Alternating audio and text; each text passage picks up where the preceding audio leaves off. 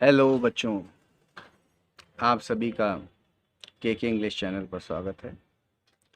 बच्चों, टेंस की इस सीरीज़ में इंडेफिनेट, कंटीन्यूअस और परफेक्ट तक मैं आपको बता चुका हूँ। आज बारी है परफेक्ट कंटीन्यूअस की। इससे पहले मैं आपसे एक महत्वपूर्ण बात ये बताना चाहूँगा कि देखिए, आज के समय में आप चाहे प्राइवेट जॉब के लिए जाएं, चाहे सरकारी क्षेत्र में जाएं, किसी कंपटीशन की तैयारी कर रहे हैं या आप अपना बिजनेस करते हैं, अगर आपकी अंग्रेज़ी पर अच्छी पकड़ है, आप अच्छी फर्राटेदार अंग्रेज़ी बोल लेते हैं, तो आपको समाज में पढ़ा लिखा माना जाता है, आपको एजुकेटेड माना जाता है। और आपके पास डिग्रियां चाहे जितनी हों और आप अंग्रेज़ी अच्छी नहीं बोल पाते हैं, तो आपको एक कभी कभी कॉम्प्लेक्स हो सकता है, इन्फीरियरिटी कॉम्प्लेक्स हो सकता है कि आप अच्छी अंग्रेज़ी नहीं बोल पाते हैं।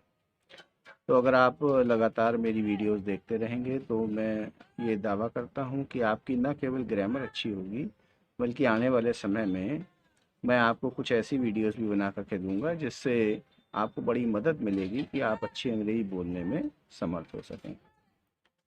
तो बस यही मेरा लक्ष्य है कि जो वीडियोस मैं बना रहा हूँ ये आप तक पहुँचें, आप इससे कुछ सीखें, कुछ समझें और आपके हृदय में जो धन्यवाद का भाव उठेगा। यदि आपको मेरी वीडियो से कुछ फ़ायदा होगा और आपके हृदय में कुछ धन्यवाद का भाव उठेगा, वही मेरे लिए एक पारितोषिक है और वही मेरे लिए सुकून का एक कारण बनता है।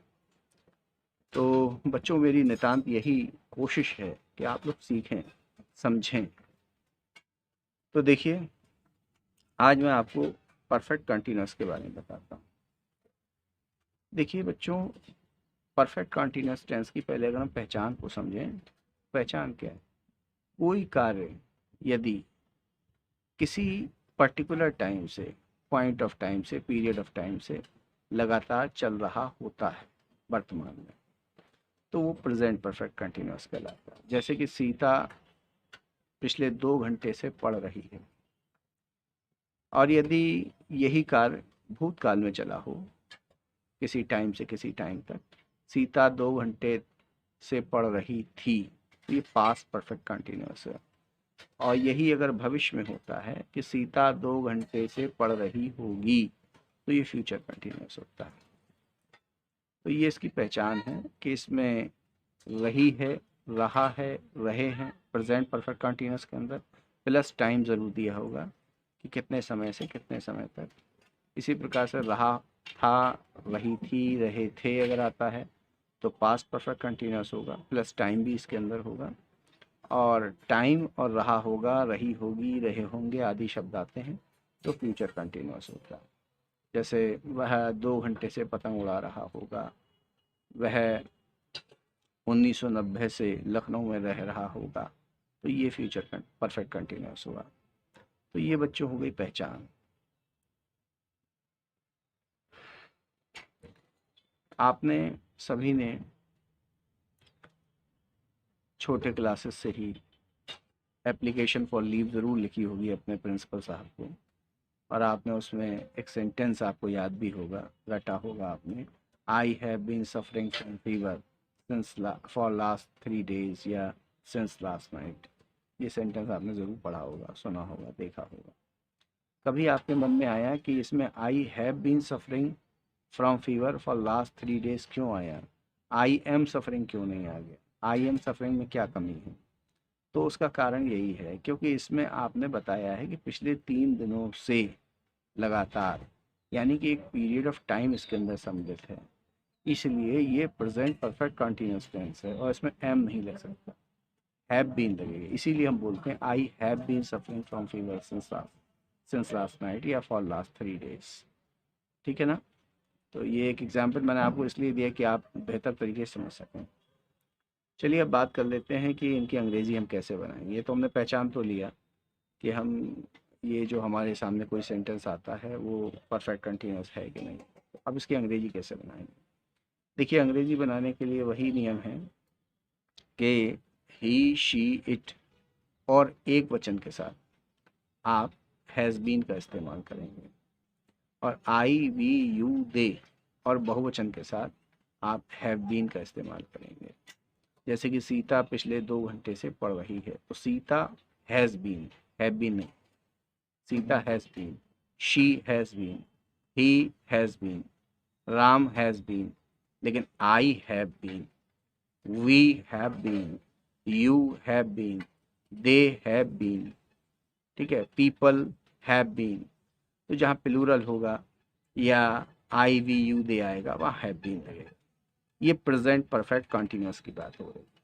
अगर यही पास्ट परफेक्ट कंटिन्यूअस सेंटेंस आपके सामने आता है तो जो आप हैव बीन और हैज़ बीन लगा रहे थे उसकी जगह आप हैड बीन लगा देंगे सभी के साथ। He had been, she had been, I had been, you had been, they had been, Ram had been, Amitabh Bachchan had been, सब में हैड बीन लगेगा। और अगर यही फ्यूचर परफेक्ट कंटिन्यूअस होगा तो ही विल हैव बीन, इसमें विल हैव बीन लगेगा।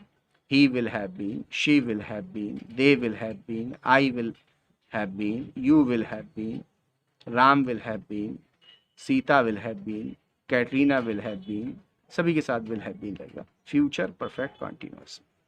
ठीक है, तो ये इनकी हेल्पिंग वर्ब्स हो गई। प्रेजेंट परफेक्ट कंटिन्यूअस की हैज़ बीन और have been, past perfect continuous की हैड बीन और फ्यूचर परफेक्ट कंटिन्यूअस की हैड बीन।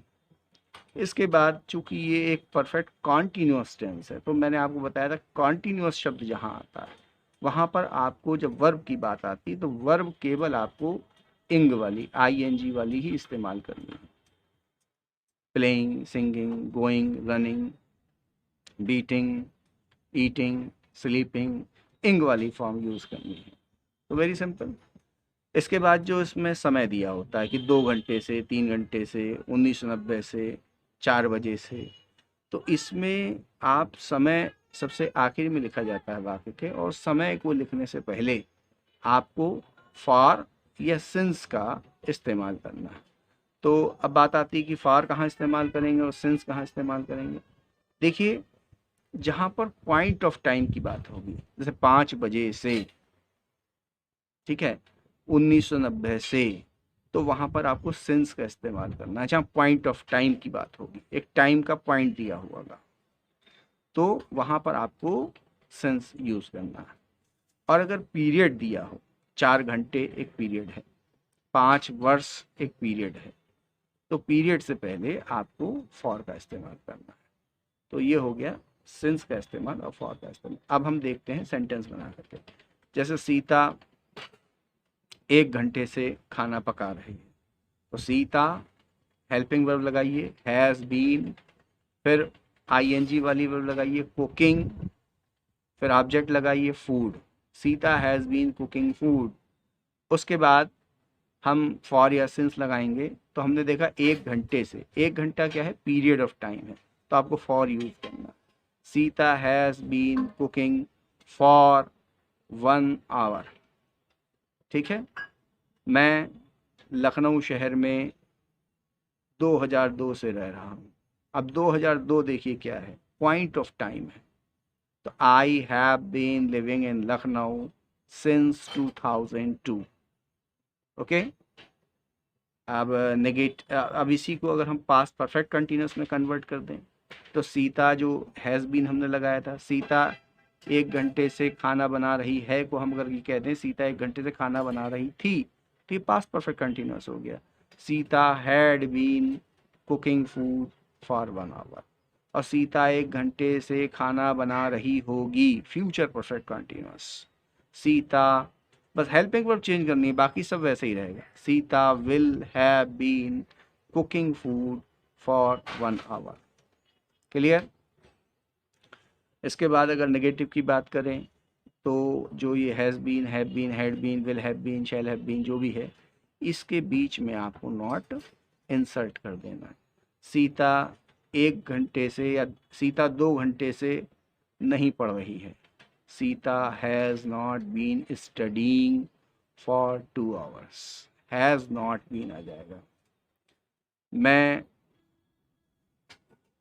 आधे घंटे से पतंग नहीं उड़ा रहा था, आई उड़ा रहा था, था आया तो past perfect continuous. I had not been flying kites for half an hour. ठीक है, और कोई सेंटेंस ले लीजिए। वह 1995 से दिल्ली में नहीं रह रहा था। He had not been living in Delhi since 1995, क्योंकि पॉइंट ऑफ टाइम है इसलिए सिंस का इस्तेमाल। परफेक्ट फ्यूचर परफेक्ट कंटिन्यूस की बात करें, सीता 1 घंटे से खाना नहीं पका रही होगी। Sita will not have been cooking food for 1 hour. तो ये बात हो गई नेगेटिव की, तो आपको नेगेटिव में कुछ नहीं है, केवल नॉट लगा देना। इसके बाद हम बात करते हैं इंटेरोगेटिव सेंटेंसेस की। देखिए बच्चों, इंटेरोगेटिव सेंटेंसेस 2 प्रकार के होते हैं, मैं आपको हर वीडियो में बता रहा हूँ। एक इंटेरोगेटिव सेंटेंस वो होते हैं जो हिंदी में क्या से शुरू होते हैं। क्या तुम 2 घंटे से पढ़ रहे हो? ठीक है, क्या वह पिछले 4 साल से स्कूल जा रही है? तो इसमें ये क्या से शुरू होते हैं। तो अगर क्या से शुरू होते हैं, कोई भी सेंटेंस अंग्रेजी का, कोई भी सेंटेंस अगर क्या से शुरू हो जाए तो उसकी अंग्रेजी बनाने का तरीका यही है कि सबसे पहले आपको हेल्पिंग वर्ब लिखनी होती है। सहायक क्रिया से अंग्रेजी शुरू करनी होती है, ट्रांसलेशन शुरू करना होता है उस वाक्य का। जैसे ही आप सहायक क्रिया शुरू में लगा देते हैं, क्या शब्द की अंग्रेजी ऑटोमेटिक बन जाती है। जैसे क्या सीता 2 घंटे से पढ़ रही है, तो अब आपको पता है helping verb present perfect continuous tense है, इसकी हेल्पिंग वर्ब हैज़ बीन है। तो मैंने आपको बताया था हेल्पिंग वर्ब अगर 2 हिस्सों में हो तो आधा हिस्सा पहले आएगा, फिर सब्जेक्ट आएगा, फिर आधा हिस्सा बाद में आएगा। तो हैज़ सीता बीन स्टडीइंग, ठीक है ना। अभी तक हम बना रहे थे सीता हैज़ बीन स्टडीइंग, तो has Sita been studying, has पहले आ जाएगा, फिर सब्जेक्ट आएगा, फिर बीन आएगा। Has Sita been studying for 1 hour. यही अगर पास्ट परफेक्ट कंटिन्यूअस हो, क्या सीता 1 घंटे से पढ़ रही थी, तो हैज़ की जगह हैड लगा दीजिए, simple. Had Sita been studying for half an hour या फॉर एन आवर। और अगर फ्यूचर परफेक्ट कंटिन्यूअस है तो विल शुरू में लगा दीजिए, will Sita have been studying for half an hour. तो ये हो गया इंटेरोगेटिव टाइप 1। अब इंटेरोगेटिव टाइप 2 कौन से होते हैं? इंटेरोगेटिव टाइप 2 वो होते हैं जिनमें कब, क्यों, कहाँ, कैसे आदि शब्द वाक्य के बीच में आते हैं। जैसे सीता 1 घंटे से खाना क्यों नहीं पका रही है, तो देखिए इसमें क्यों वाक्य के बीच में आया, क्यों नहीं पका रही है, सीता 1 घंटे से खाना क्यों नहीं पका रही है। तो जो इस प्रकार के शब्द होते हैं, कब, क्यों, कहाँ, कैसे, जब ये वाक्य के बीच में आते हैं और इन वाक्यों की जब अंग्रेजी बनाने की बात आती है, सबसे पहले इन्हीं प्रश्नवाचक शब्दों को लिखा जाता है। और चूंकि ये चीफ मिनिस्टर होते हैं तो इनके बाद सहायक इनके यानी सहायक क्रिया लिखी जाती है। उसके बाद सब्जेक्ट और वर्ब और ऑब्जेक्ट, ये सब चीज़ें आती हैं। तो अब इसकी अंग्रेजी हम बना लेते हैं, सीता 1 घंटे से खाना क्यों नहीं पका रही है। ठीक है, ये ध्यान रखिएगा, 1 घंटे से इसमें आ गया इसलिए ये परफेक्ट कंटिन्यूअस हुआ। अगर सीता खाना क्यों नहीं पका रही है तो खाली प्रेजेंट कंटिन्यूअस हुआ ये, क्योंकि इसमें समय नहीं आया। समय आ जाएगा तो वो कंटिन्यूअस से परफेक्ट कंटिन्यूअस हो जाएगा। सीता 1 घंटे से खाना क्यों नहीं पका रही है, वाई सबसे पहले आएगा। हैज़ सीता बीन, आधा टुकड़ा पहले आधा बाद में। वाई हैज़ सीता बीन, और चूंकि इसमें नॉट भी है, नहीं पका रही तो नॉट भी लग जाएगा। Why has Sita not been cooking food for 1 hour? इसी को आप पास्ट परफेक्ट कंटिन्यूअस का इंटरोगेटिव बना लीजिए। सीता 1 घंटे से खाना क्यों नहीं पका रही थी, तो वाई हैज़ की जगह हैड हो जाएगा। Why had Sita not been cooking food for half an hour. और इसी को आप फ्यूचर बना लीजिए, future perfect continuous. Why will Sita not have been cooking food for 1 hour. ठीक है ना। तो आज मैंने कॉपी नहीं ली, आपको ऐसे ही समझाने का प्रयास किया। मौसम बहुत अच्छा है, मैंने सोचा आपको ऐसे ही समझाया जाए। तो आपको समझ में आया कि नहीं, कमेंट करके बताएं। और वीडियो को पसंद करें और अन्य बच्चों को जिन लोगों को इसकी आवश्यकता हो उनको शेयर करें, फॉरवर्ड करें। बहुत बहुत धन्यवाद।